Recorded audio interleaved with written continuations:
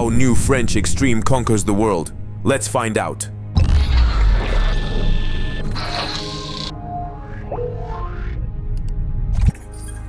The body horror film Substance by French director Coralie Fargeat with Hollywood stars Demi, Margaret, Qualley and Dennis Quaid debuted at the Cannes Film Festival and immediately became one of the main films of the year. By the way, the cast looked absolutely stunning. Substance is probably one of the best performances in Demi Moore's career. Speaking of Demi Moore's appearance, has she aged like a fine wine due to some external intervention? What is the secret of Demi Moore's youthful appearance? At 61, the actress looks as youthful as she did at 30. The Hollywood star made her name in St. Elmo's Fire in 1985, starred in smash hit Ghost in 1990 and Charlie's Angels in 2003. Now the A-lister is playing a youth-obsessed character in her new sci-fi horror. In 2021, Demi broke the internet with obvious failed plastic procedures in order to keep up her youthful appearance, but as we can see today, she definitely succeeded. Many took to Twitter to comment on her new look, with one tweeting, "No way this is her face now." Others posted, "That's not Demi, I refuse to believe. She was always a gorgeous woman. I hope whatever she did is temporary." Demi Moore is actually the perfect choice to play Elizabeth Sparkle, given how messy her past has been with objectification and Hollywood, including divorce from Ashton Kutcher, whose infidelity she went public with in a memoir, and later the controversy over unsuccessful cosmetic surgery at the 2021 Fendi fashion show. But that's all just the tip of the iceberg. Actress shared in her memories Inside Out that her alcoholic mom used to sell underage Demi to their landlord for $500. Moore's stepfather Dan Gines committed suicide. Luckily, Demi cut ties with parent in 1989. In the late 1990s, at the height of her fame, she stepped back from Hollywood after her split with Bruce Willis, earning the nickname Gimme More and feeling punished for alleged greed and called diva. While female colleagues like Gwyneth Paltrow later praised her for fighting for equal pay, studios were less eager to offer her lead roles. By 44, Moore acknowledged ageism in the industry, noting the lack of meaningful roles for women over 40, often reduced to playing someone's mother or wife. Today, the actress maintains a very close relationship with Bruce Willis and his current wife, Emma Hemming. Sources close to Moore told In Touch magazine that her ex-husband's dementia struggle has given her a new perspective on life, and she's already preparing for the emotional goodbye to her former partner of 13 years. The director chose not just actresses for the main roles, but two sex symbols of different generations.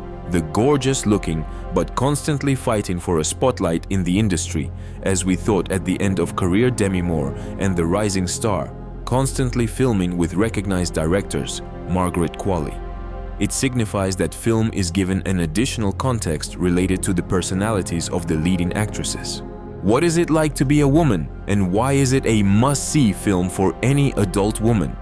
It's dealing with aging, yes, and the kind of male perspective of the idealized woman that we as women have bought into. This film must be especially thrilling for a male audience considering the female's inner intimacy, additionally the women's perspective of endless trying to fit into beauty standards that are dictated by men. Demi looked at the script and said, "If it works, it could be amazing or it could be a disaster." Although the film technically features two sides of the same women, the main villains of the film can be called men. The problem lies not in one specific person, but in the entire male gender.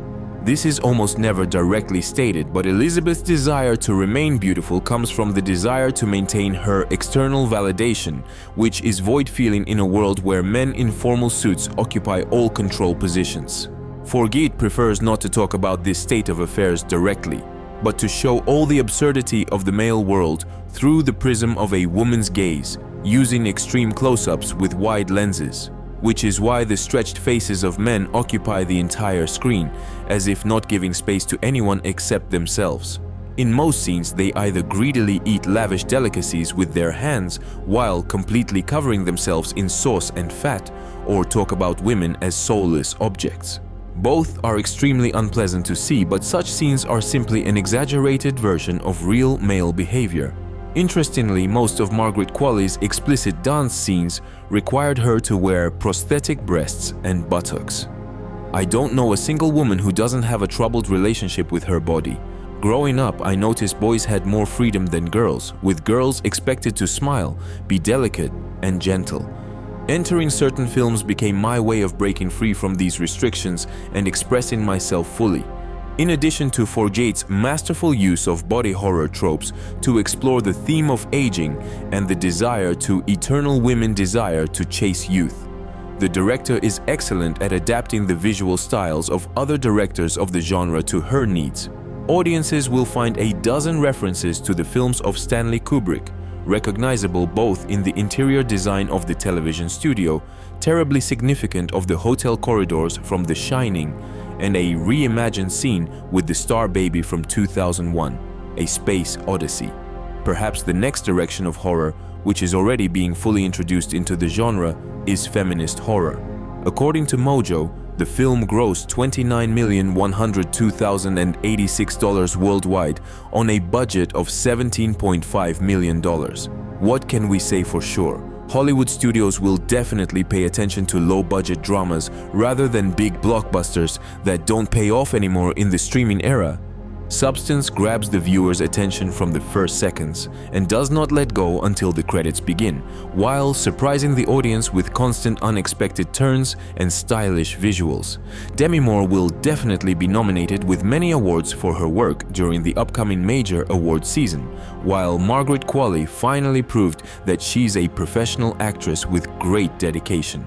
The film conquered the critics and had every chance to win the main prize of Cannes. Yet the jury still awarded the film the prize for Best Screenplay, which will undeniably help promote the film in the upcoming fight for the desired Oscar and Golden Globe statuettes.